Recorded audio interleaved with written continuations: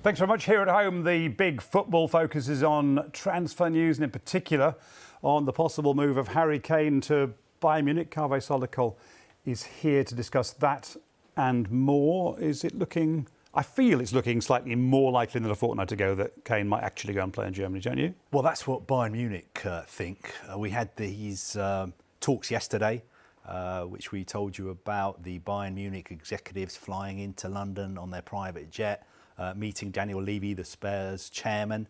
I don't think anything was resolved at this meeting. There's still the problem of how much Spurs want and how much Bayern Munich are willing to offer.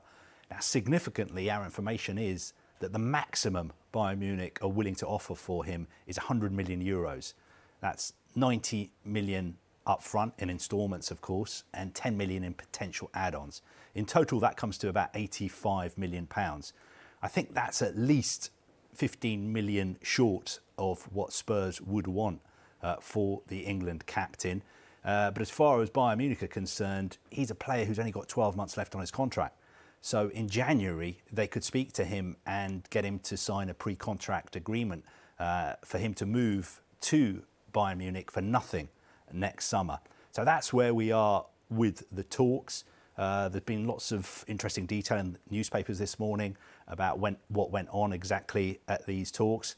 And as far as Harry Kane himself is concerned, I think according to The Sun, he's relaxing because he was apparently in Florida at Disney World with his family this weekend. Are we further forward than Manchester City and Tottenham ever got in that previous Harry Kane transfer saga?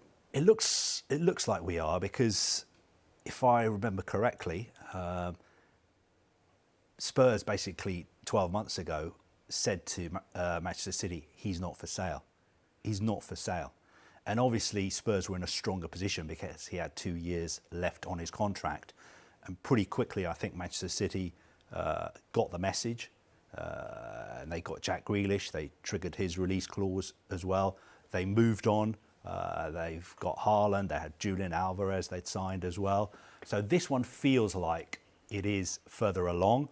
But most of the noises about this deal are coming from the German end, and Bayern Munich especially, who are sort of increasingly confident that they're going to get him.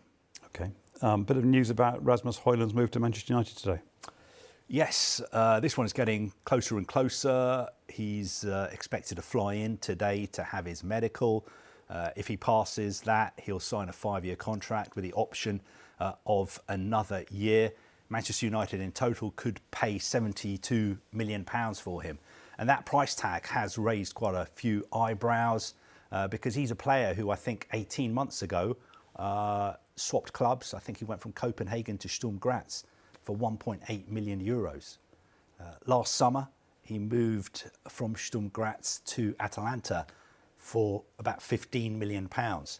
And since then, his value has gone from 15 million pounds to 72 million pounds after he scored 9 goals in Serie A for Atalanta. Again, reading the newspapers this morning, a lot of the columnists are saying it is a high price to pay for such a young, relatively inexperienced striker.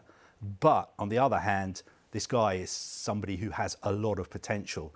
And it wasn't just Manchester United who were interested in signing him. PSG made an offer for him as well. So who knows? Only time will tell whether it turns out to be value for money. But I read this morning, for instance, Manchester City, when it came to Erling Haaland, they paid £52 million. But of course, Haaland had a release clause in his contract, and there were agents' fees involved and big wages as well. But some Manchester United supporters, I think, will be wondering, why didn't we just go and sign Harry Kane? Because we know that Erik ten Hag wanted Kane. We know that potentially he would have been up for moving to Manchester United. Maybe Spurs didn't want to do business with another English club. Also, maybe, well, not maybe, certainly the wages Harry Kane would command would be much higher than Rasmus Højlund.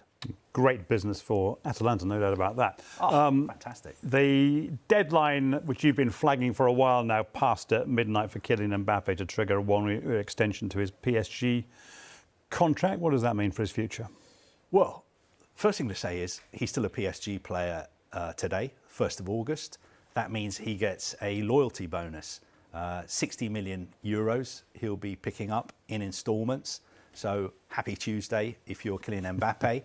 But as far as he's concerned, nothing's changed. He's still got a year left on his PSG contract. He will be going to train in Paris today, as he's been told to do, with the other players who are unwanted at PSG.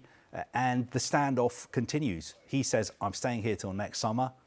And we know he's going to go to Real Madrid then for nothing. PSG is saying, we won't allow that to happen. We're going to force you out and sell you this summer. The only problem is everybody in the football world knows that he's going to Real Madrid next summer. So how much time are they going to waste trying to sign him, especially with the transfer fee involved and his wages? I know he's been linked to Liverpool, for instance. We told you yesterday that was a non-starter. Jurgen Klopp has been speaking to our colleagues at Sky Germany overnight, and he basically said to Sky Germany, there is absolutely nothing happening between Liverpool and Kylian Mbappe. If something is going on, it is going on behind my back at the club. And maybe someone's trying to sign Kylian Mbappe for Liverpool as a surprise for me. But in all the time that I've been at Liverpool, nobody's ever signed a player for me as a surprise.